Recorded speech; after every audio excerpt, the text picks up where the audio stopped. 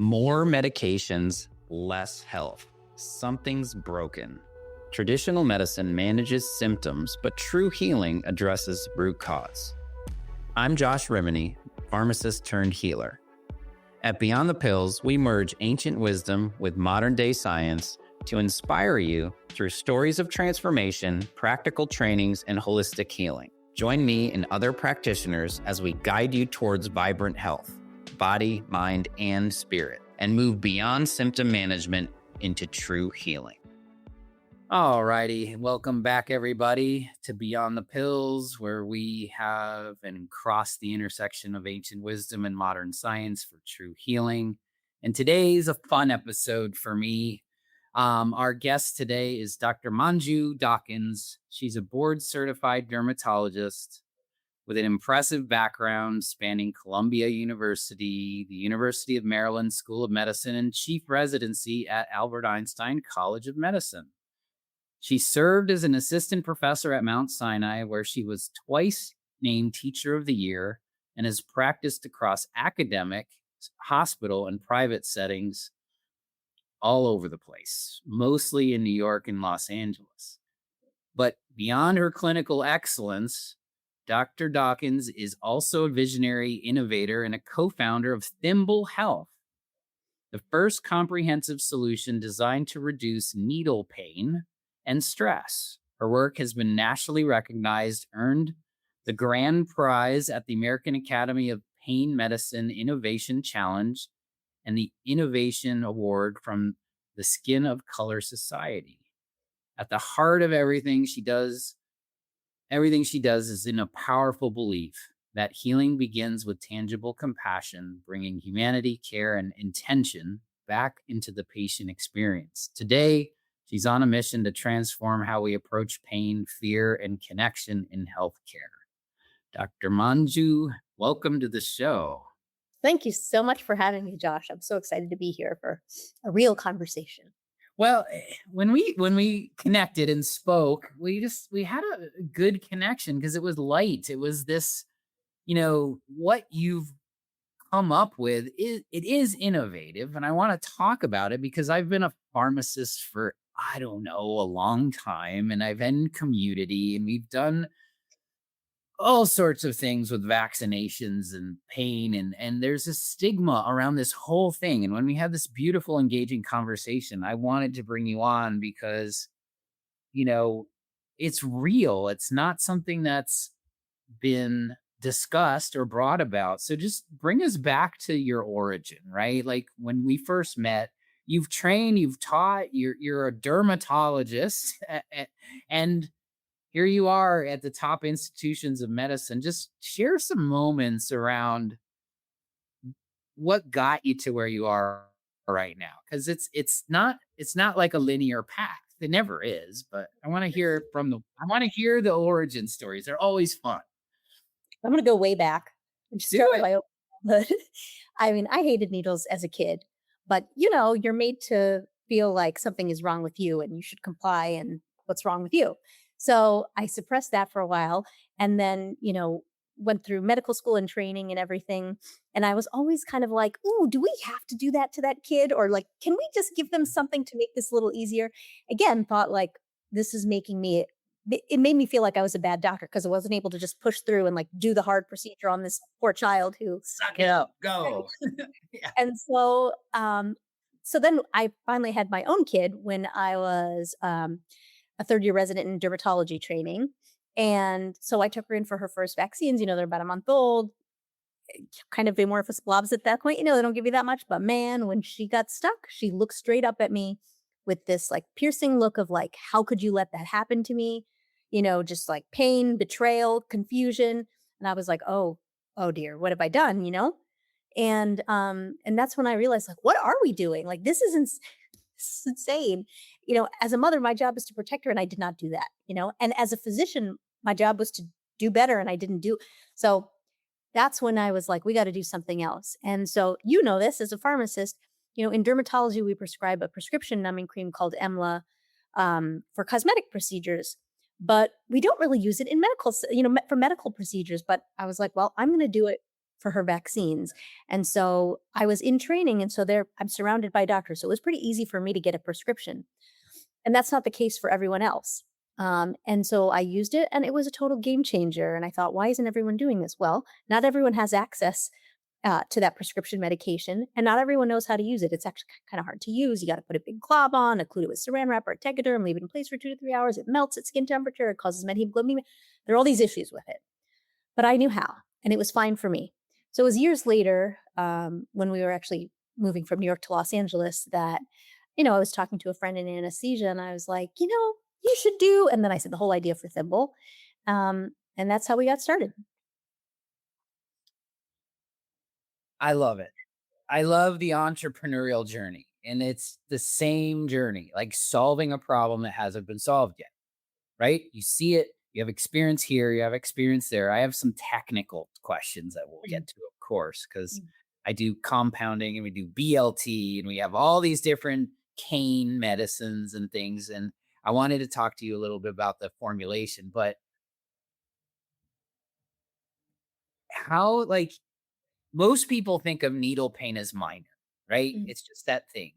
Mhm. But what are we missing psychologically and physiologically when we dismiss that experience?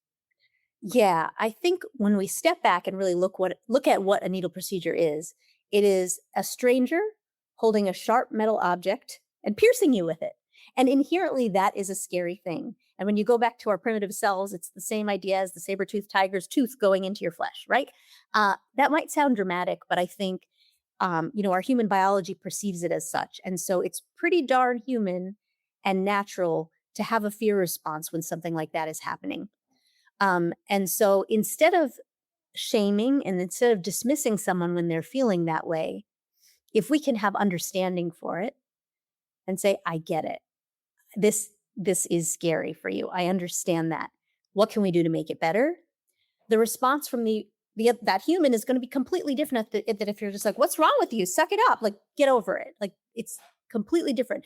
And what changes is trust, right? Like if you hold someone down and say, we're going to get through this right now, and that person has lost their sense of control and choice, do you think they're going to come back again willingly? Probably not. But if you can, this is what I mean when I say apply tangible compassion. Like, what can I do to make it easier? And it's not always going to be our patches. Sometimes it's just like, do you want to take a deep breath together? Do you need a minute? Just really, really simple things. It can be quick, but it can just change the trajectory, not only of that, visit or procedure, but for the lifetime of your health journey. Well, I love that you brought it that scope, right?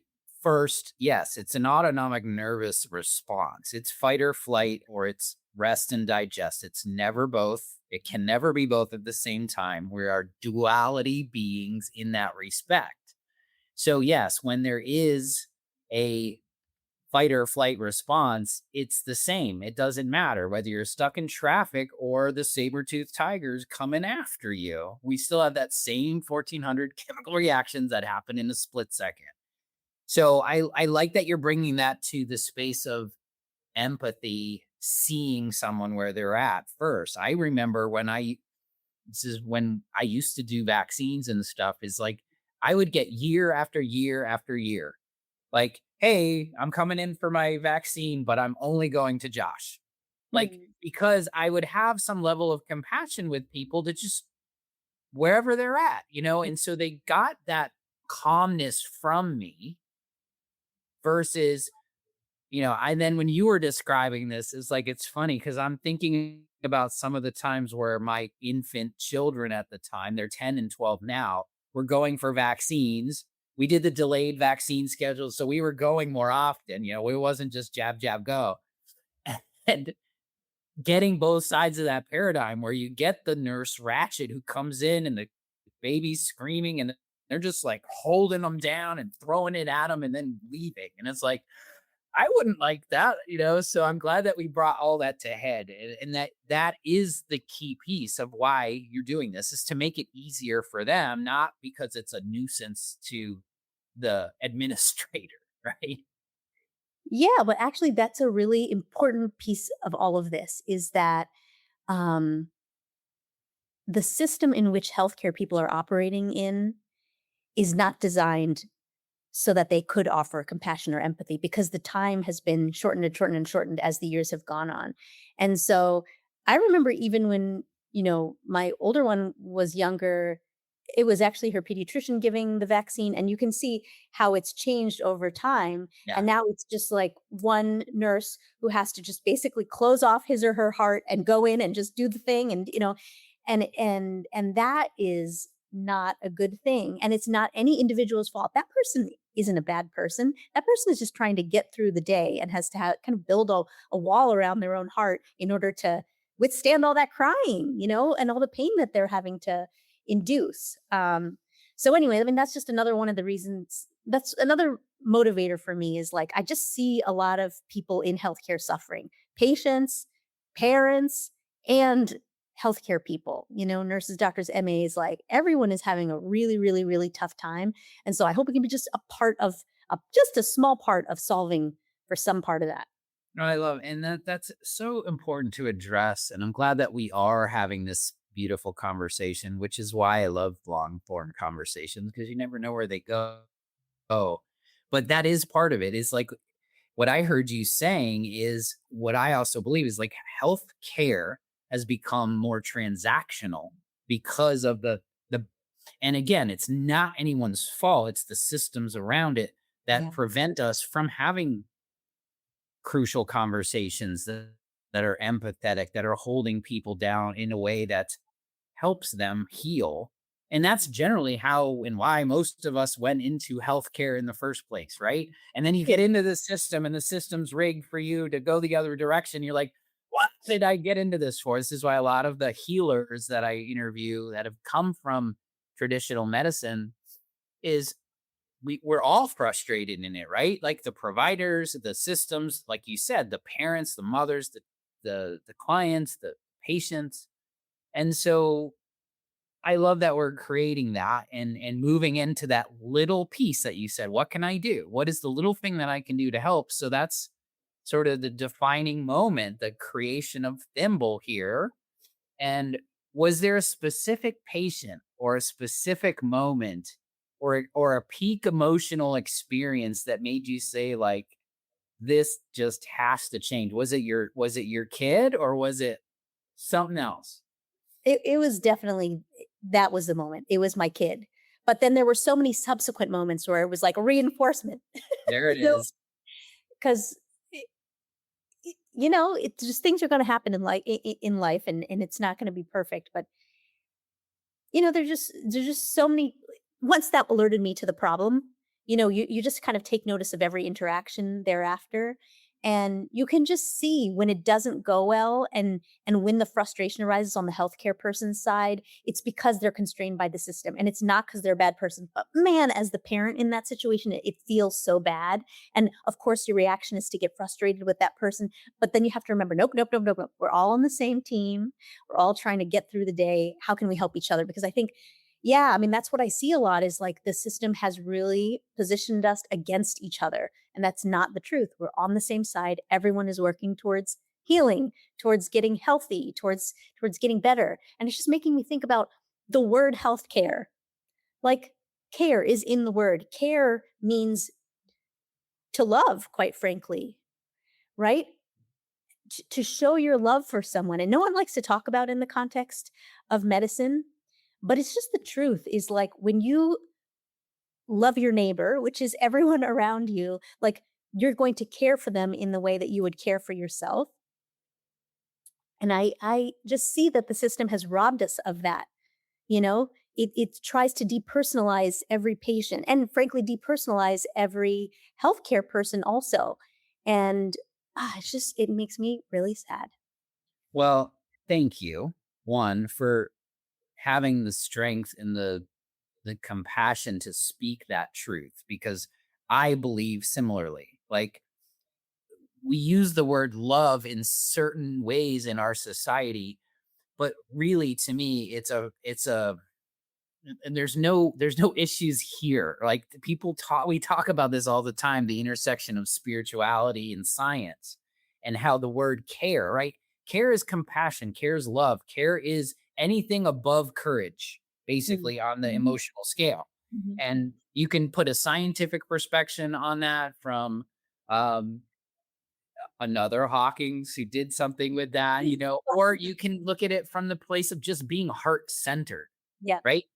Like, that's why I love studying things like shamanism and these other tribal ways of things, because it was more than just we've desensitized medicine Mhm. to something that's beyond it, and we even go into the directions of intentionally taking emotion out of it. And to Mhm. me, compassion comes with emotion. And Mhm. so I've always led with my open heart. I've Mhm. given love in my bottles, not intentionally, but like Mhm. energetically and ethically. And if you really think about it, that's where the placebo effect comes from, right? Mhm. Comes from Yep. intention. It comes from something other than the bottle. And Mhm. so I love that you're putting that forward as saying like we're all on the same team. And if I come in with this direction, no matter what, I have that point of view or that perspective. So I Mhm. just want to honor that a little bit because not all providers have that ethos inside of them. So Yeah, I think it's been beating out a lot of people. I think well, it's and yeah, for again, we're not vilifying any one person because exactly. where we've gotten to, which is why I love our podcast, which is beyond. It's not taking where we are and changing it. It just keeps moving beyond that. I Mm. feel we're moving towards that model of care again, and Yeah. this is the conversations we're having. I want to talk about this though, because here's the thing is like, what resistance Mhm. or skepticism did you face when you were first starting talking about solving needle pain as a serious problem? Yes, there has been a lot of resistance. There continues to There's be some. always the challenges. What did the hero come up with in the challenge of great idea? It's theoretically moms would love this, and here's the story, right? Yeah, no, there's been a lot of like, this isn't really a problem. This isn't a thing. Especially, because I have been working on this for quite a while. And especially early on, no one thought it was a thing. Why? Because this isn't something that's really heavily studied in medicine. But over the past, probably 10 years, there have been more and more studies really illustrating that this is a much bigger issue than we realize. And now the most recent global survey suggests that over 60% of adults has needle fear, which again is not surprising or anything because it's human. Um, but it's interesting because even though that data is out there, and I didn't make the data, right?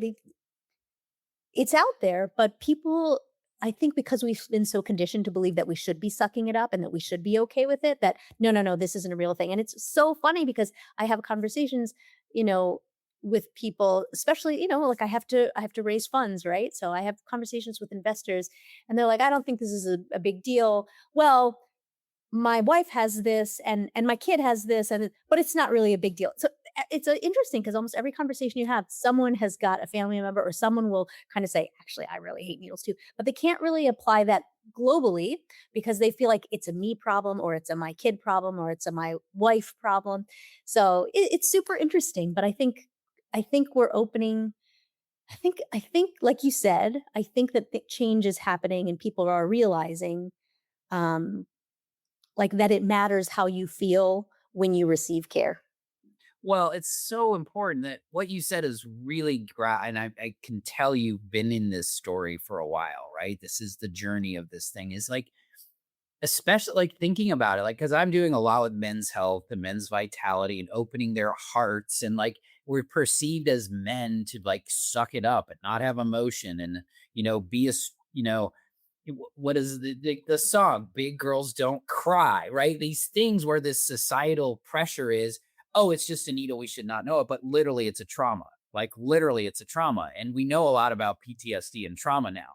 We know how it affects the subconscious and even the superconscious. And Mhm. so for me, I love that you're taking it from that perspective. And isn't it interesting that you have people like investors or other people not being open enough to saying like this is real even when it affects like the data. I did this the other day when I was proving 3 supplements could change the world Mm, if done right. mhm. And I'm like, I'm not saying this, guys. I'm saying it because the data supports it. It's right here. And now Mhm. that we have all this data to support it, but then it's like, it's easy to just wash it over, right? Like, oh, yeah, the 60% of people don't like needles, but it's not that big of a deal. It's like, no, it actually is. So I love that you're seeing that in the journey of this all and how it's unfolding because to me, I don't know about you, but to me, like it is these little things that make big impact, Mhm. but we don't notice them as big until it becomes a thing, right? What if you could stick this patch on every time you went and you didn't even have to exclaim anything. It was just a thing. It was the thing you Mhm. did Yeah. versus, well, I gotta go and like admit that this is a problem and then put down like, no, it's just a thing. It's just what you do. How can we make this experience easier? Yeah, and there's precedent, right? Like, you don't say, "Could I have some anesthesia with that knee surgery I'm about?" Right? It's just part of the package. Because pain management is something all human beings want, and so, no, you don't have to have a fear of needles, or you don't have to think that the pain is overwhelming to ask for such solutions. It's just common sense. So, yes, thank you for saying that. It's just it is, but it is until it is. That's the Yeah, point I'm making. Like, Uber was like we didn't know what the heck rideshare was until it was like totally accepted, and there was a few people that actually got into some stranger's car in the beginning, and so what the heck am I doing? To the yeah, where we are now, where it's transformed even how we think about world transportation, right? yeah, It's just one. yeah, I love your analogy. It's like you don't go to surgery going, it's anesthesia is an elective. Like I'm gonna decide not to numb myself down so I can. yeah. It's kinda strange, isn't it? I don't know. Well, and that's how we evolve, right? And so think about that. So take us through, walk me through, or walk us through the patient experience looks like before Thimble and Yeah. I mean, I think you all are experiencing it for yourself. What's happening now is what's happening now, and it's mostly a lot of nothing, you know? It's just kinda like, suck it up. Although there are people who are really trying out there. And this is like you're saying, like change is happening. And so people are using things like vibration and cooling, and they're awesome. Yes, yes, yes. Even utilizing just our own bodies, like using deep breaths and applied muscle tension and all this stuff. It's all so important. And what the research shows about needle fear, needle aversion, is that multimodal therapy works the best. So you can use vibration and cooling and numbing, and they work in concert together, and you're going to have a better result. So that's what I hope to see. And I mean, I'll tell you what our solution is and how we try to do that in our own platform. So we have the Prepare patch, which is basically a drug and adhesive lidocaine based patch, and it looks as thin as a sticker. And you just apply it, you just peel off half the liner. Let's say I'm going to get an IV or something in my hand. You stick it on and you leave it in place for about 30 to 90 minutes. And then when it's time for the procedure, you peel out the center portion and the ring outlines the site of treated skin. So I'll just show you how it looks. I'm not going to pull the whole thing off, but because you lose the like a site. negative. Yeah, exactly. And so, with EMLA, a lot of the times the site of numbed skin is lost because people are trying to be kind and get ready for you, and they'll wipe the medicine off, but it's like, where was the numbing? So that's that. And then what we don't often talk about is the pain that happens after needle procedures. So the Yeah. soreness that you get after a vaccine, or the big bruise that you get after sometimes a blood draw. And so that's why we developed the Recover patch, which is actually plant based. So it's got turmeric and arnica in it, and you put it on afterwards instead of a bandage. You don't need a bandage, and then you leave it on for 48 hours. And it's going to alleviate the soreness and tenderness. It's going to take away the bruising faster. And I think that's super important because that soreness, that pain is the teacher that's telling you, I probably shouldn't do that again. Right. And so we have to address that pain. Um, but pain is not just physical, it's also emotional and psychological. So that's why we developed an app that puts together all the research backed tools that are free to ease needle pain and fear. So, like I mentioned, breath work, applied muscle tension, progressive muscle relaxation, distraction, CBT techniques. So, we try to put them all into an easy to use tool. And these solutions can be used in concert with the other things that exist in the world, like the Buzzy or the Shot Blocker. there's needle calm. Like there are people out there who are trying to solve for this problem, and I love to collaborate with them, work together, so we can just create awareness and just bring solutions to people. Well, and that's the beauty of collaboration and also synergy, is what you Mhm. talked about. Like when things have synergy, it's like 1 plus 1 doesn't equal two. It just they all work in harmony together, which is exactly how our bodies work, by the way. We're not when we get into the ologist world, we start to decompartmentalize how we look at things from a whole perspective, right? And so I love that you bring the psychological component and the energetic component of pain, of fear into the equation so you can make it easier and also have the tools in place. And I love that you have resources to help people move that. We will, because we have the community now, we will definitely bring these resources and add them as value services so people can just get there and easy and know what they can do. Um, which brings me to the philosophical part of this equation is you talked about tangible compassion. And you use that phrase. How is that different from how medicine traditionally defines care? I think what I've been seeing lately for the past probably 10 years is this just real push. And when I say push, it means like all of our eggs have gone into the basket of digital health.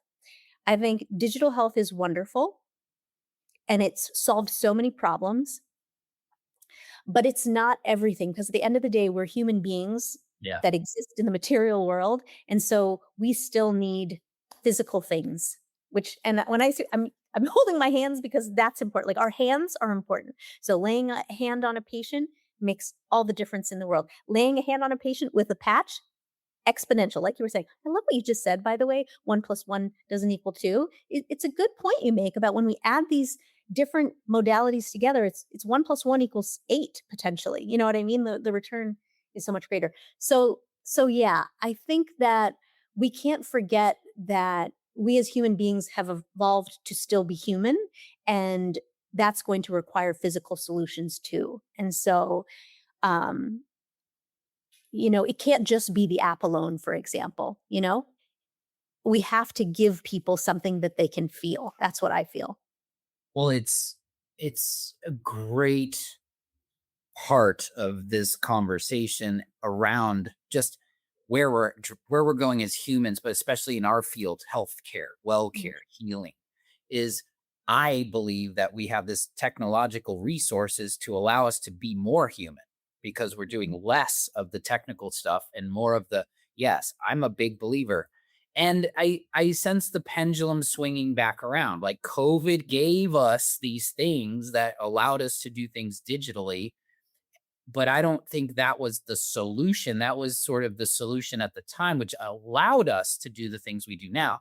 So mhm, now we can hybridize this again to bring us back to humanity. I love that you're expressing this in your own way, but like, putting human touch into the equation, the field, just the field itself. We know that energy is non local, but when you're next to somebody 4 feet away from them, we feel each other. And if you bring compassion, you feel compassion. And mhm, yes, the data supports this. And so I'm glad that you're bringing this to light, not just from who you are, what your company is doing with Thimble, but like in general because it is so important. Yes, we can get away with some things in the digital realm. To me, that's the same thing. Is like I would prefer in person, but I can do it digitally. And let's still have that connection. mhm. Human connection can never be replaced. Yeah. Ever, Yep. ever, ever. Mhm. Absolutely. Oh gosh, there's so many thoughts that are coming at. It's so because it's so true because you really can transmit your care over Zoom or over one of these digital platforms, and you can also not transmit, if you know what I mean. Like Yes. you, 100%. so that's the interesting thing. And I think yeah, it's harder to pretend in person, and so I think it happens less, but on digital platforms, sometimes I think that disconnection can be greater because it's easier to disconnect, if that makes sense.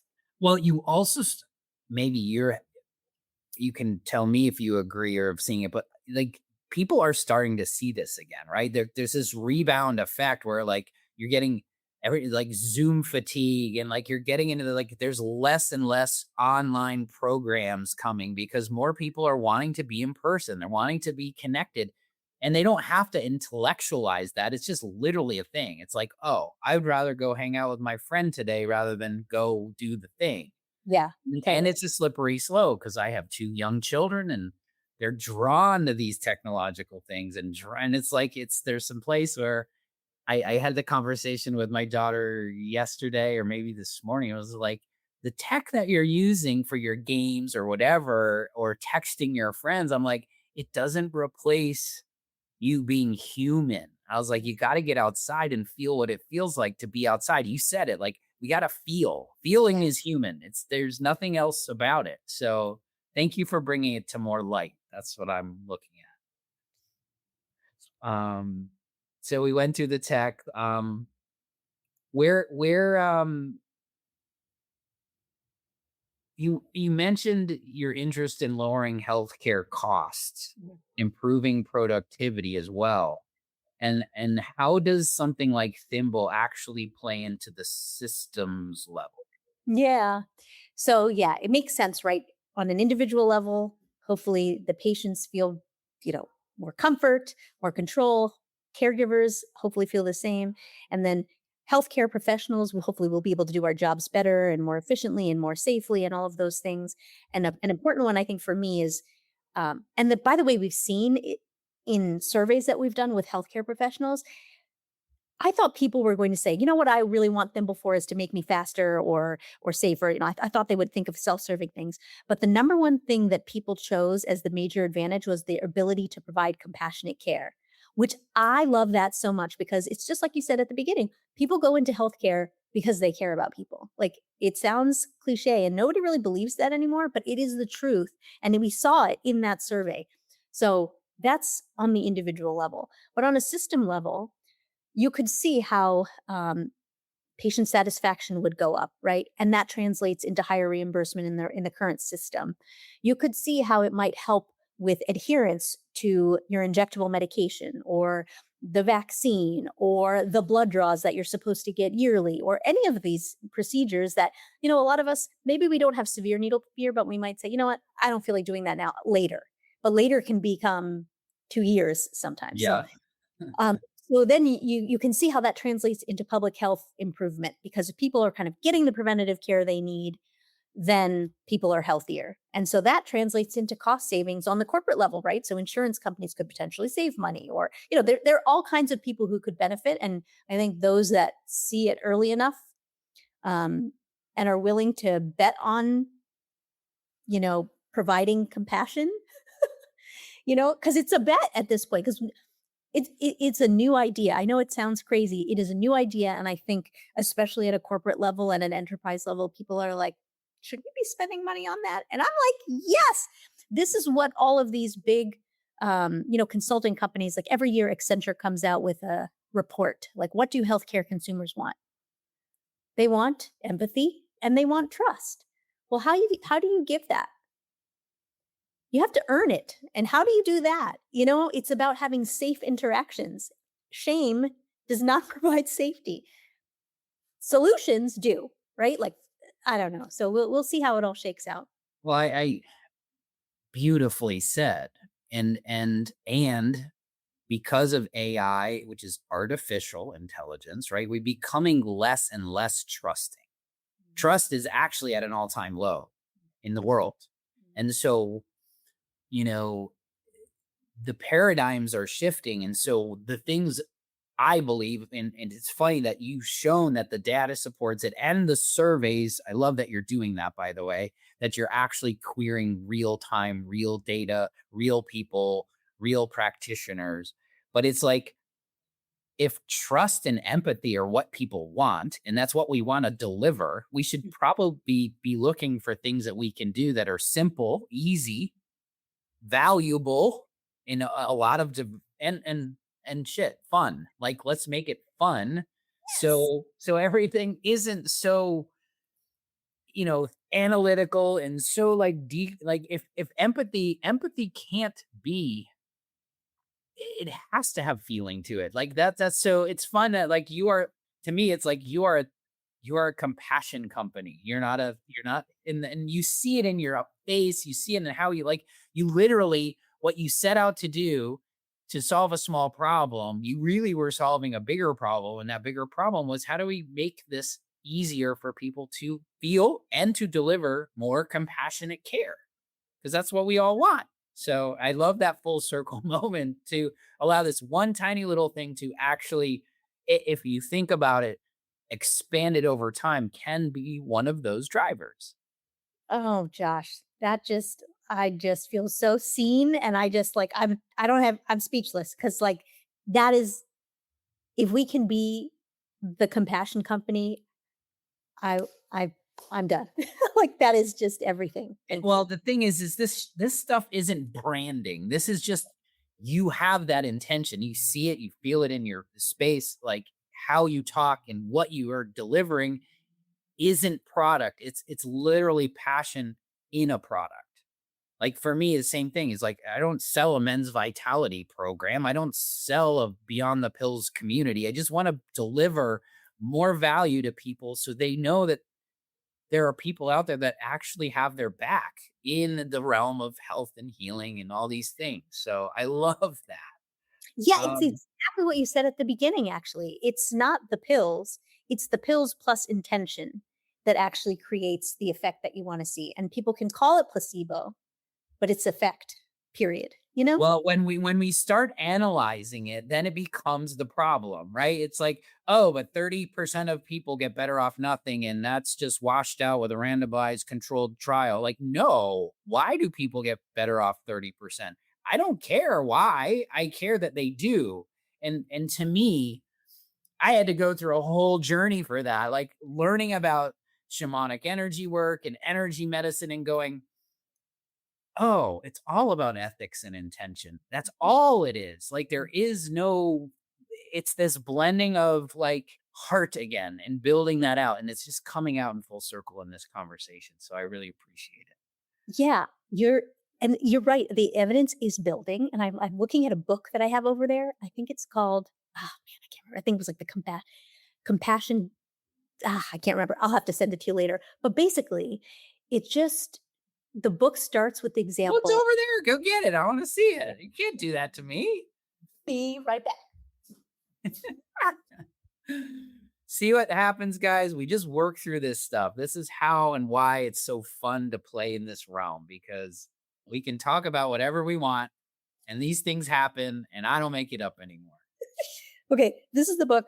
I don't actually know this author, but she seems awesome. Okay, so it's called The Rabbit Effect, and I read it a few years ago, so I'm probably going to mess it up. But basically, she opens the book with this scientist who is doing experiment on these rabbits, but the effects keep getting skewed compared. Like, I guess there's another scientist who's doing the same experiment, but her rabbits are all doing fantastically well because she was a loving human being, like, you know what I mean? She was just like a caring person, and so no matter what the intervention was, her rabbits were just always were healthier, you know what I mean? And it just was like, just evidence of the effect, and so basically, I think they kicked her off the study or something, I don't remember, but it's just it's in the science, like, that matters. It's not just the intervention, it's the energy around the intervention. Well, which creates the outcome. And I Yeah. think that is, I love where these conversations go, by the way, because this is the stuff that's real. This is the meat of conversations. So thank you for participating in your way. Is when we talk about it in this respect, like this is where the science is merging with the things that we can explain. And the people that are in this is how I feel that the quantum health and all these other components are it's doing this. Like we have, I my analytical can't tell you all the things that I know to be true in health, healing, transformation, because there's intangibles that our brain can't analyze. And when you let go of that, not because it's not true, but because to this point, we haven't been able to analyze it. And Mhm. science is the contemporary language of the mystical. So mystical things can happen, just like we know spontaneous remissions happen, just like we know stage 4 cancers go away like this. Like I've been in those rooms in many different realms and too many times, and I've seen it too many times, which is why I keep moving towards not just figuring it out, but embracing the things that we just need to simply embrace. And it's hard for the analyst, it's Mhm. hard for the left brain thinker, it's hard for us to let go of some of those things in a medically derived profession or analyze. I speak to people like this metaphysical side of things, even in finance. Mhm. That's I'm so Oh, there's so many. There's like people are they do their thing, but they're also here and they're working it together. Like imagine taking your human design and your gene keys and applying it to your financial planning. Right? It's just there now. We have this thing where we know it's not woo, it literally is science. It's just how you perceive it, how you look at it from that perspective. And yes, that is what we're talking about. So we went yeah. off deep end, but it was fun. It's so fun, but it makes me think about that's the thing about science in its current form or how it's been for the past, I'll just say like 25 years or so. It only utilizes the left brain, as you said, at this point. It's only analysis, it's only quote logic and rational thinking or whatever. But we have a whole nother side of the brain that we're discounting. And we should, you know, that's like only driving with two wheels. What's in the car? It doesn't make any sense, right? We're whole humans, so let's use it all.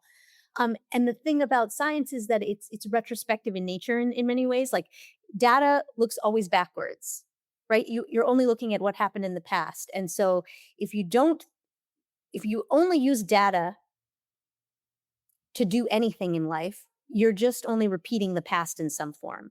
Whereas if you use your heart or you know what I mean, your instinct or maybe some that artistic side of the right brain. I'm not even sure where in the body it is. I don't know, but there's another part of ourselves that we can be utilizing that is creative.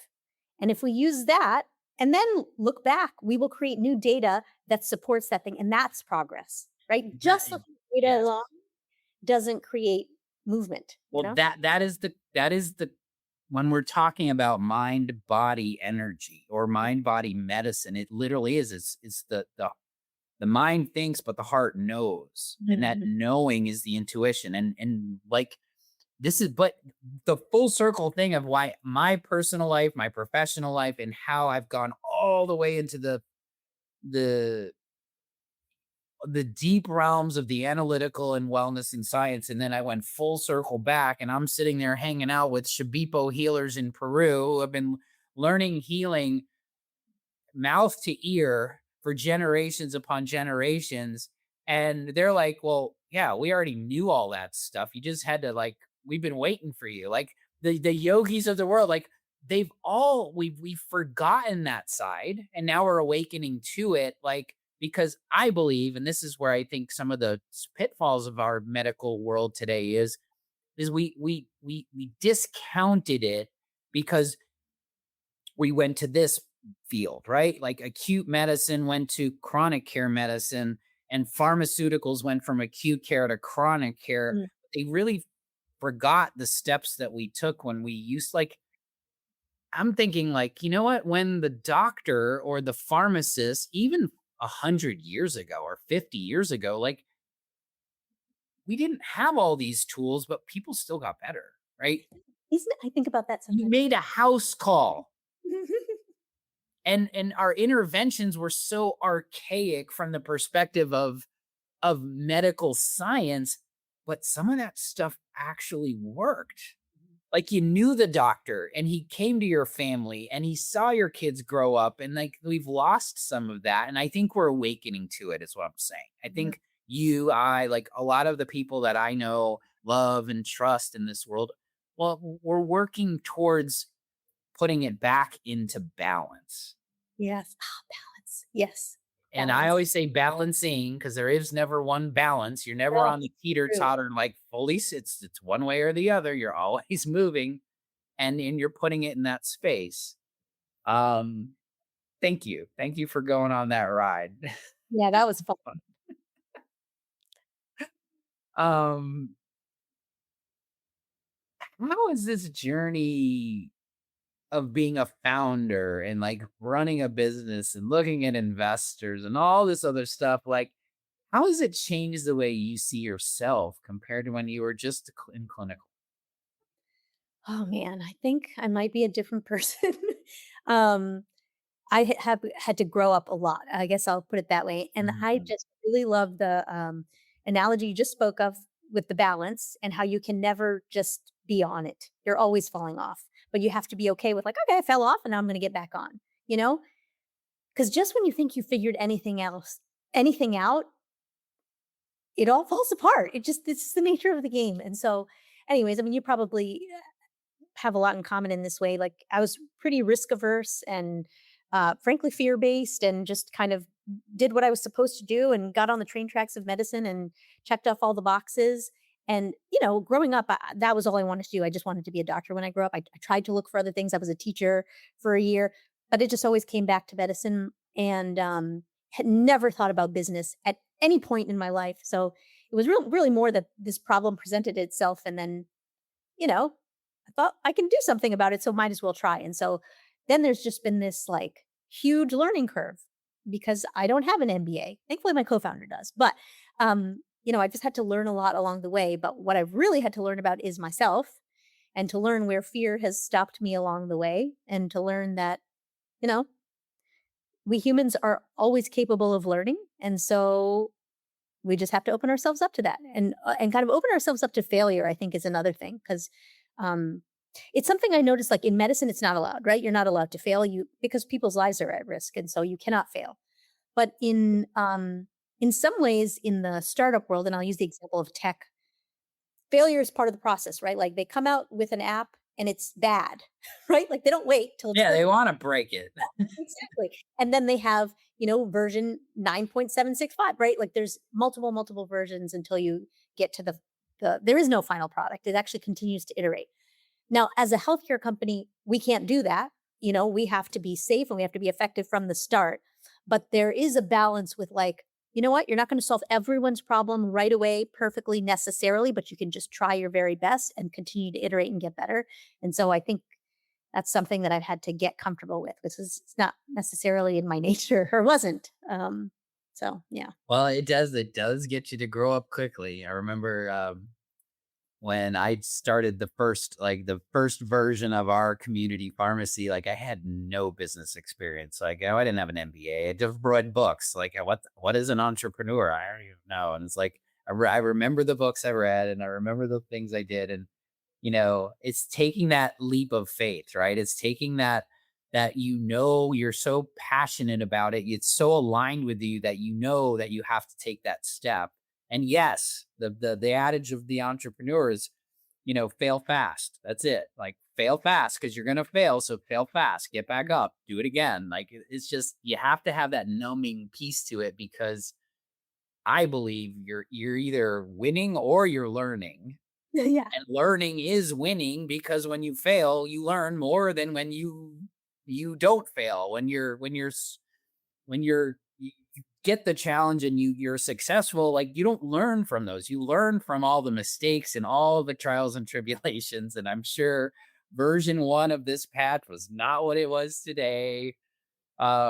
So thank you for like treading on that and building that and not like giving up isn't in my genes, I don't think. I think it's part of my inherited stuff.